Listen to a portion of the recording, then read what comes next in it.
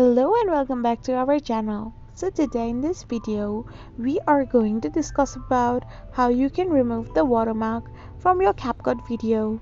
So without wasting much of our time, let's get straight into the video.